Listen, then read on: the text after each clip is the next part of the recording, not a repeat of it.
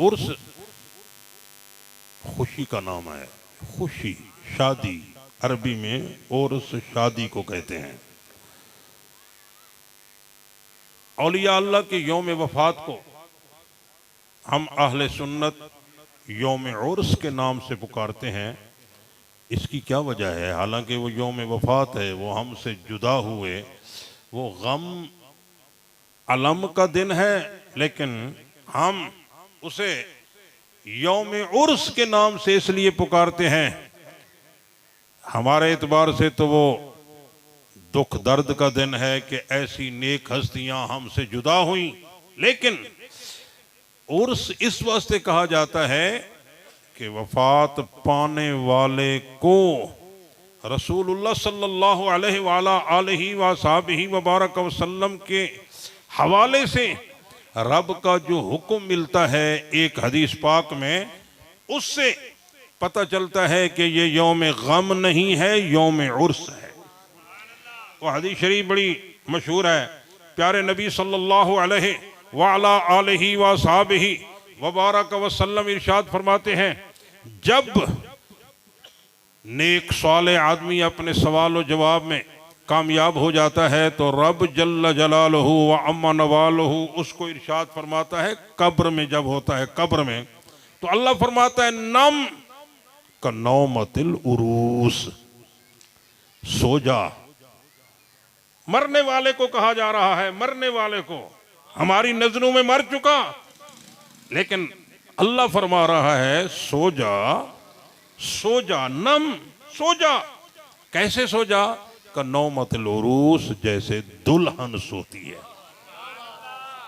कब्र के अंदर सो जा। मर गया, मरने वाले को रब फरमा रहा है। किसी और की बात होती तो काबिल तवज्जो ही ना होती कि उसका रूह तो हमारे सामने निकल गया, हमने तो उसका जनाजा पढ़ा, हमने उसको कब्र में दफनाया, मट्टी डाली, कब्र बन गई, और अब कब्र में खालिक के कायनात, तमाम मखलूक को पैदा करने वाला फरमा रहा है उसको।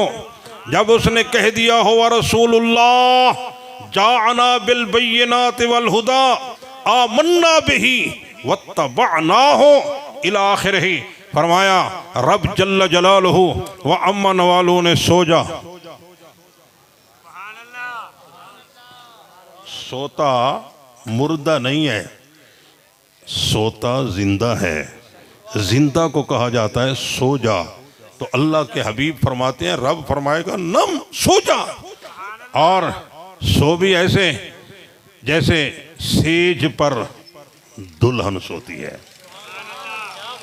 वो खुशी, इब्तिहाज और पूरी रौनकों का आलम होता है जब दुल्हन अपने सेज पे आराम करती है।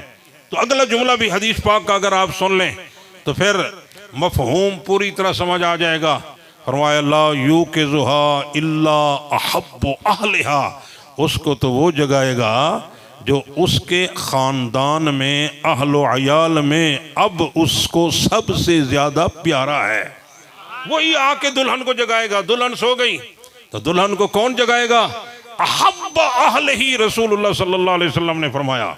ये तमसील दी सरकार ने, मिसाल दी और समझा दिया कि अल्लाह के नेक बंदे कब्र में जाते ज़रूर हैं, लेकिन वहाँ जाकर वो हमारी तरह मुर्दा नहीं होते, वो सोए हुए होते हैं।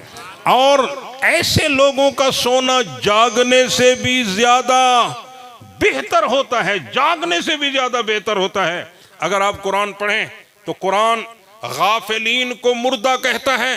कुरान गाफिलीन के लिए ये कहता है कि इनके कान हैं ये सुनते नहीं, इनकी आंखें हैं ये देखते नहीं हैं। बज़ाहिर तो जिंदा है, जिंदा आदमी तो देख भी सकता है, सुन भी सकता है, लेकिन जिन्हें रब फरमाए कान न देखिए ये सुनने से महरूम है। कान न देखिए, आंखें न देखिए, आंखें देखने से मारूम है, कान सुनने से मारूम है, जिंदों को कह रहा है। अल्लाह फरमाता है ये मौता की तरह है, मुर्दा है, मुर्दा है। कहीं अल्लाह इनको फरमाता है गाफिलीन को, ये तो जानवरों से भी बदतर हैं। और अपने प्यारों को कहता है, अपने प्यारों को अल्लाह फरमाता है मैं इनसे मोहब्बत करता हूं, ये मेरे महबूब हैं, और जो मेरी राह में जान देते हैं ये जिंदा हैं, इनकी हयात और जिंदगी का किसी को शऊर नहीं है। अल्लाह की राह में जान देने वाले रब फरमाता है ये जिंदा हैं। समझ आ रही है बात? अल्लाह की राह में जान देने वाले जिंदा होते हैं, अल्लाह की राह में जान देने वाले जिंदा हैं। वो आयत मशहूर आपने ज़रूर सुनी है, वला तक़ूलू लिमन युक़्तलु फ़ी सबीलिल्लाहि अमवात बल अहयाउन वलाकिन ला तशऊरून। अल्लाह के रास्ते में मरने वालों को, कत्ल हो जाने वालों को मुर्दा न कहो, वो जिंदा हैं। अल्लाह फरमाता है बल्कि वो जिंदा हैं, तुम्हें उनकी हयात का शऊर नहीं है। अल्लाह की राह में जो जान दे वो मैदान जंग में जान दे या अल्लाह की राह में अपनी जिंदगी गुजार कर अपने बिस्तर पे जान दे, इनको शहादत का रुतबा हासिल होता है और अल्लाह के नज़दीक ये जिंदा है, जिंदा है। तो इसी वास्ते अल्लाह इनको फरमा रहा है नाम सो जा, सो जा। अब अल्लाह ही उठाएगा। अगर सूरत कहफ मुलाजा कर लीजिए और असहाब कहफ का वाक़या आपकी जहन में आ जाए तो फिर बात बड़ी आसानी से समझ आ जाएगी। असहाब कहफ 300 साल तक कब्र में रहे, गार में रहे, 300 साल तक गार में रहे, सोए रहे, सोए रहे, गार में सोए रहे। और पता है आपको कुरान क्या कहता है? अल्लाह फरमाते हैं हम इनके पहलू बदलते थे, हम इनके पहलू बदलते हैं, इनको धूप से बचाते हैं, इनके पहलू बदलते हैं। 300 साल तक अगर मिट्टी पे बंदा पड़ा रहे और मिट्टी उसको कुछ भी न कहे, ये तो कुरान कह रहा है। कुरान, ये अहमद रजा बरेलवी का फरमान नहीं है कि कोई आसानी से इससे निकल जाए, ये कुरान का फरमान है। कुरान कह रहा है कि 300 साल तक मट्टी पे पड़े हैं, मट्टी उनको कुछ नहीं कहती, मट्टी तो खाने वाली है। लकड़ी भी अगर इसके ऊपर रख दो तो ये मट्टी उसको भी खाए बगैर नहीं छोड़ती, खाए बगैर नहीं छोड़ती। लेकिन इन लोगों को मट्टी ने क्यों कुछ नहीं कहा? एक मिसाल से आप इस बात को समझ सकते हैं। लकड़ी है ना, लकड़ी, इसको आप आग में डालें, आग में डालें, ये अपनी हकीकत को फना कर दे, आग में कोयला बन जाए, कोयला बन जाए, जल कर कोयला बन जाए। अपनी मैं मार दी, लकड़ी ने अपने आप को मार दिया, अब कोयला बन गई। कोयला आप जमीन में गाड़ दें और 100 साल के बाद भी निकालें तो कोयला कोयला पड़ा रहेगा, मट्टी उसको कुछ नहीं कहेगी। एक हकीकत इससे समझ आती है। मिसालें मसले को समझने के लिए होती हैं, हकीकत इससे ये समझ आती है कि ये औलियाए कराम कब्रों में जाते ज़रूर हैं, बज़ाहिर इनकी रूह भी परवाज़ करती है, लेकिन रब जल्ल जलालहु व अम्मा नवालहु कब्रों में इनको हयात तय्यबा अता फरमाता है, इसलिए कि ये मट्टी की खुराक अब बन नहीं सकते। इन्होंने अपनी मैं तो दुनिया में ही मार दी थी, इन्होंने मैं नहीं की, इन्होंने अल्लाह अल्लाह किया, अल्लाह को याद किया, अल्लाह जल्ल जलालहू का जिक्र किया, और फिर अल्लाह पाक के अनवार व तजल्लियात इनसे मुनअकिस होने लगे, इसलिए ये कब्रों में जाकर भी जिंदा होते हैं। समझ आ रही है बात? कब्रों में जाकर भी जिंदा होते हैं। इसकी बड़ी मिसालें मौजूद हैं। एक बहुत बड़े मुहद्दिस गुजरे हैं, इब्न अबी दुनिया, उन्होंने एक किताब लिखी है इस पर, और पूरी मुस्तनद किताब है तमाम उलमा के नज़दीक, मन आशा बादल मौत, उनकी किताब है। उसमें सैकड़ों वाक़यात उन्होंने लिखे हैं कि बज़ाहिर मर गए लेकिन कब्र में जाने के बाद भी वो जिंदा रहे। कब्र में जाने के बाद भी जिंदा रहें। कब्र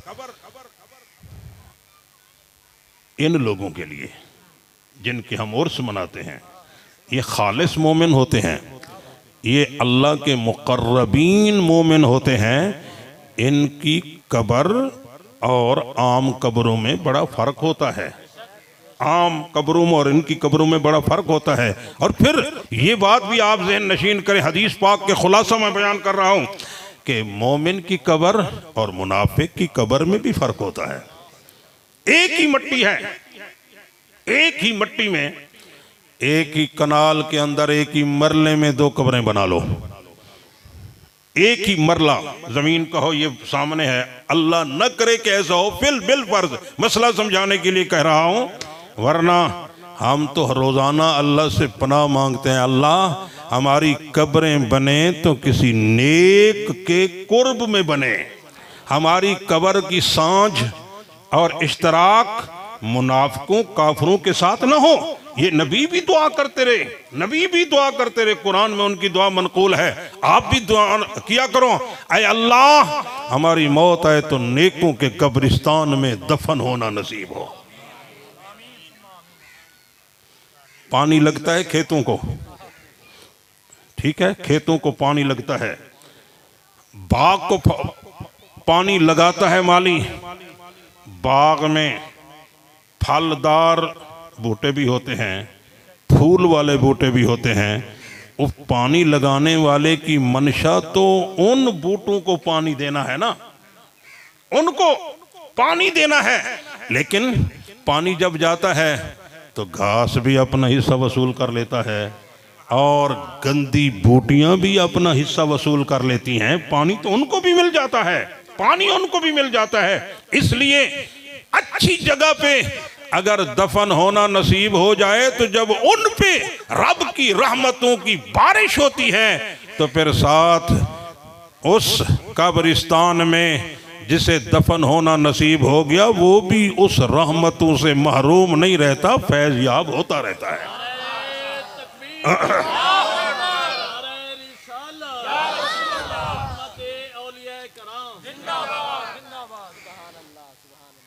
मैं हदीस पाक के हवाले से आपको ये बता रहा था कि अल्लाह पाक इनको कहता है सो जाओ, सो जाओ।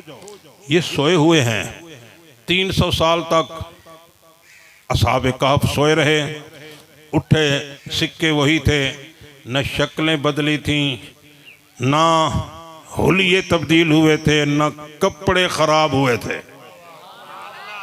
ये कुरान कहता है, कुरान असहाबे कहफ का वाक़या, पूरी कहफ सूरत उनके नाम से है। और इससे एक और बात, वो भी कुरान में 3 पारे में मौजूद है। हजरत उज़ैर अलैहिस्सलाम, उज़ैर अलैहिस्सलाम अल्लाह के पैगंबर हैं। वो गुजर रहे थे, देखा एक आबादी गिर रही है, छतें गिर रही हैं, दीवारें गिर रही हैं, तो वो अर्ज करने लगे, या अल्लाह ये क्या हो रहा है, इस तरह गिर गई, अब ये कैसे जिंदा होंगी, कैसे आबाद होंगी। तो अल्लाह जल्ला जलालहू आमन वालों ने फरमाया, हम अमली तौर पर तुम्हें दिखा देते हैं कि हम उजड़े हुओं को आबाद कैसे करते हैं। हम मिट गए जो मिट गए उनको नई हयात कैसे देते हैं, हम अमली तौर पर तुम्हें दिखा देते हैं। हजरत उज़ैर अलैहिस्सलाम पर अल्लाह पाक ने नींद का गलबा कर दिया, नींद आ गई उन्हें, सो गए, सोए फिर उठे नहीं, सो गए। अब कमाल की बात तो यह है कि उनका गधा था, जिस गधे पे वो सवार थे वो भी साथ था, और खाना पीने का सामान भी था, खाने पीने का सामान भी था। हजरत उज़ैर अलैहिस्सलाम कितना सोए, अल्लाह ने जब इन्हें जगाया, उठे, तो अल्लाह पाक ने पूछा, कम लबिस्ता, बताओ कितने देर तुम रहे। उन्होंने कहा, लबिस्त यौमन औ बाद यौम। कुरान कहता है, उन्होंने कहा मैं एक दिन या एक दिन से भी कम यहाँ ठहरा रहा हूँ। अल्लाह ने फरमाया, नहीं, बल लबिस्ता मिअत आमिन, तुम 100 साल तक यहाँ रहे हो।